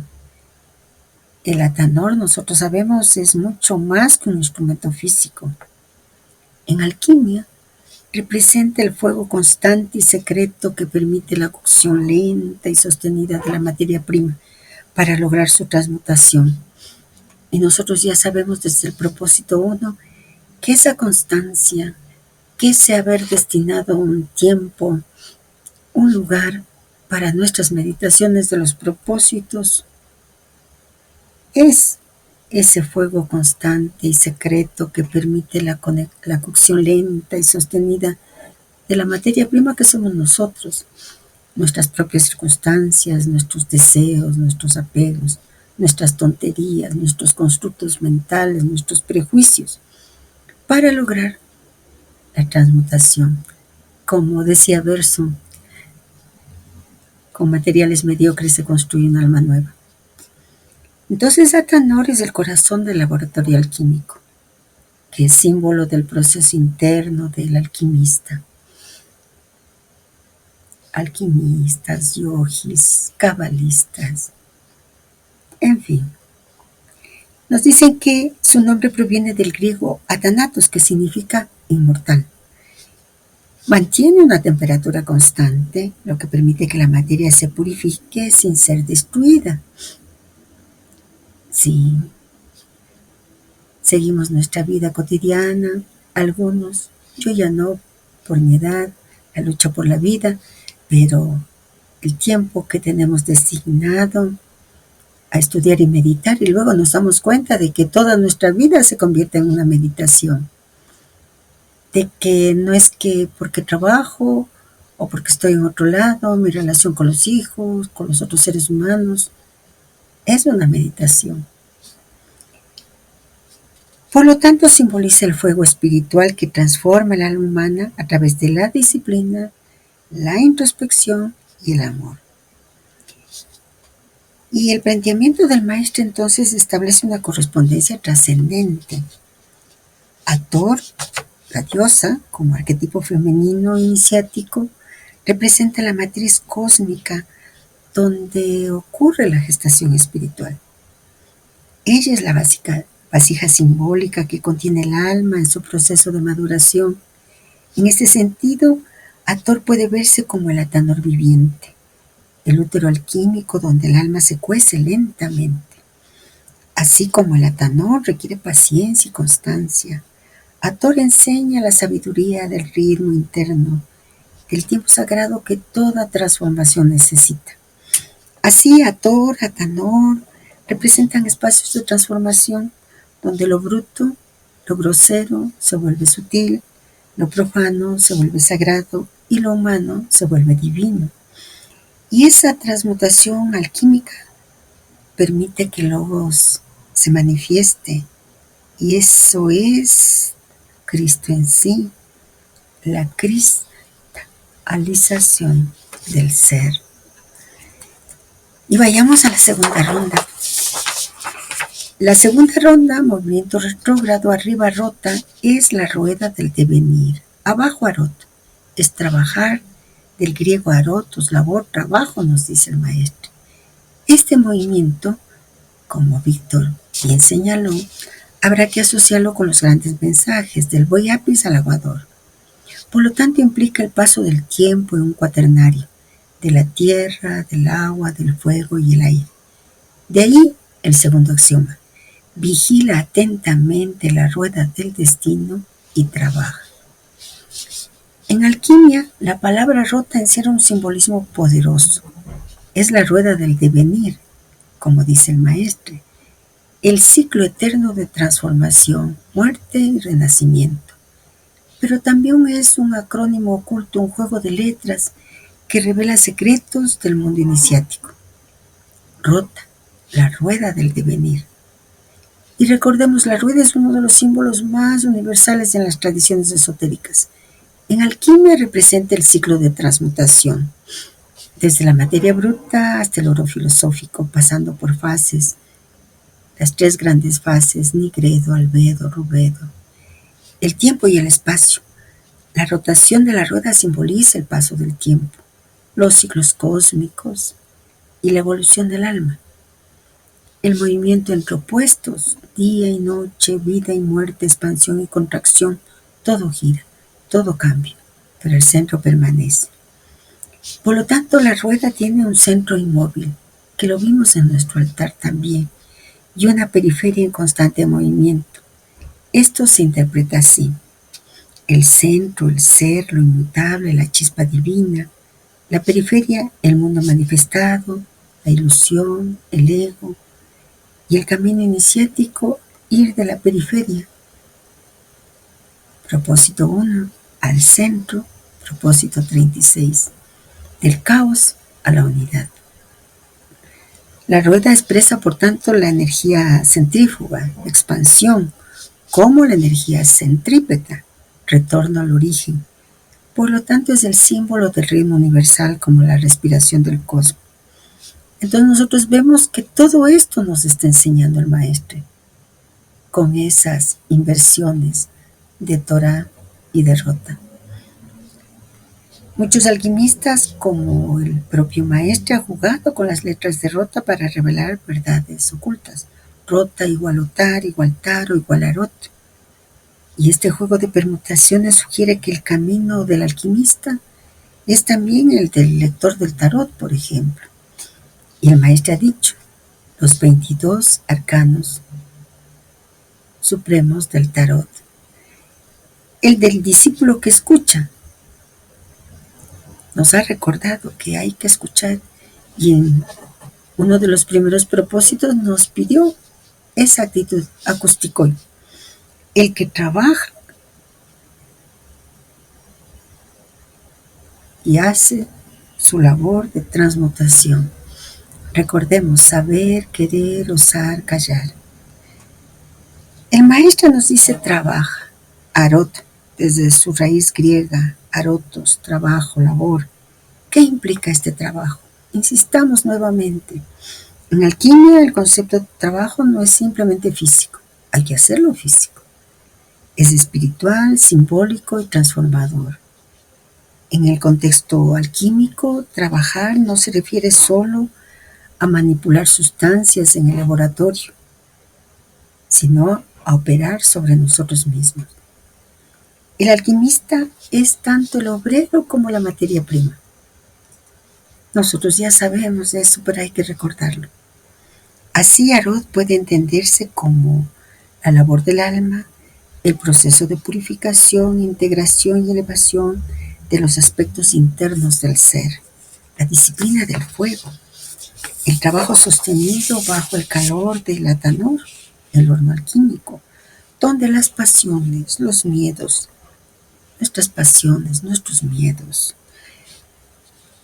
nuestras tonterías, nuestras sombras se transforman en luz. Entonces el arte de la transmutación Arot es el esfuerzo consciente por convertir el plomo de la personalidad en el oro del espíritu. Y recordemos nuevamente que hay 3 fases del trabajo alquímico, 3 grandes fases. Nigredo, putrefacción, el caos inicial, donde el alma se enfrenta a su sombra. Albedo, purificación, el blanqueamiento, donde se clarifica la esencia. Y rubedo, iluminación, la culminación, donde se alcanza la unión con el espíritu. Arot es el movimiento constante. Entre estas fases, el trabajo consciente que permite que el proceso no se detenga. En resumen, Arot como trabajo es el camino del alquimista, el arte de transformarse a sí mismo a través del fuego del esfuerzo, la paciencia y la sabiduría. Cuando el maestro nos dice que Takase no hace función más que de presentación entre aquellos que saben, la memoria recuerda.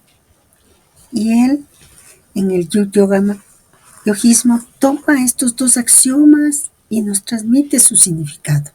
En el capítulo Experiencia, primero ubica el axioma vigila atentamente la rueda del destino y trabaja.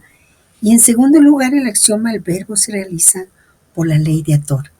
Escuchemos. El conjunto suministra pues un axioma. Vigila atentamente la rueda del destino y trabaja.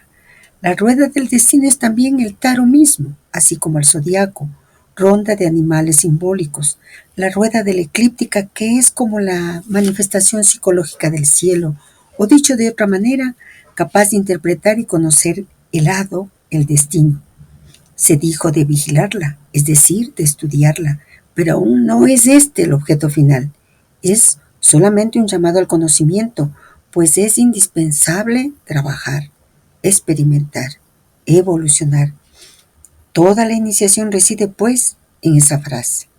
El conjunto suministra otra vez el verbo se realiza por la ley de Ador. El verbo puede ser Dios mismo que viene a realizarse en la individualidad preparada para la iniciación y también puede ser el verbo, es decir, el soplo divino que se manifiesta a través del iniciado, así como el verbo se hace carne mediante la encarnación crística. El soplo divino, la manifestación suprema que se hace evidente por la ley de transmutación, la transformación alquímica. Hathor es el crisol mismo en la mitología iniciática de San Germán.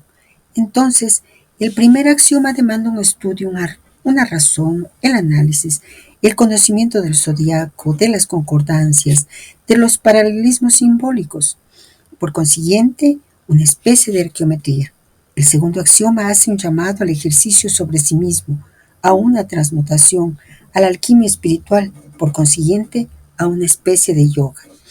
He aquí nuevamente estos dos grandes datos iniciáticos, la razón y la fe, la objetividad y la subjetividad, la ciencia positiva y la filosofía, la teoría y la práctica. Un conocimiento absoluto, vigilar atentamente, estudiar, analizar, examinar minuciosamente de la rueda del destino, la naturaleza, las leyes del universo. No por intuición, sino por actividad.